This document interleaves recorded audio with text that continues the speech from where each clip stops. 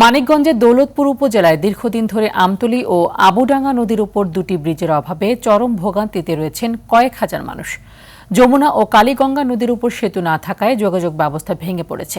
স্থানীয়দের অভিযোগ, বারবার সংশ্লিষ্ট দপ্তরে ধর্ণা দিলেও আশ্বাস ছাড়া মেলেনি কিছুই। মানিকগঞ্জের দৌলতপুর সংবাদদাতার পাঠানো তথ্য ও চিত্রে আরও জানাচ্ছেন লিওন আজাদ।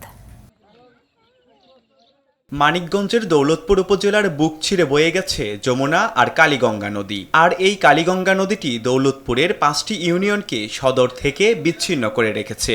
এই 5 ইউনিয়নের অন্তত 50,000 মানুষের উপজেলা সদরে যাওয়ার একমাত্র উপায় হচ্ছে দুটি পয়েন্ট।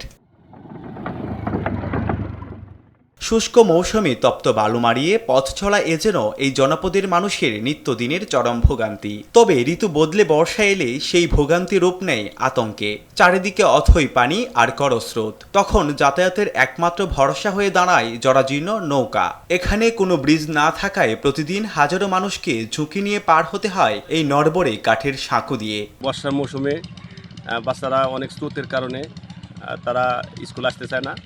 হয়তো একটা ব্রিজ হলে বাচ্চারা স্বেচ্ছায় স্কুল আসতে পারবে। এই ব্রিজটা খুবই দরকার। এই ব্রিজটা আমাকে আগে দিতে হবে।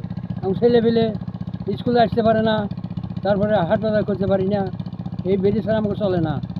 ব্রিজ বাস্তবায়নে কাজ চলছে বলে জানান জেলা এলজিইডি কর্মকর্তা।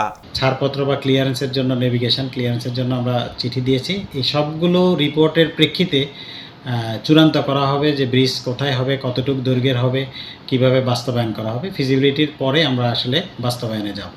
এলাকাবাসীর দাবি অজুহাত কিংবা আশ্বাস নয়, এবার দৃশ্যমান ব্রিজের কাজ দেখতে চান তারা। Leon Azad, RTV।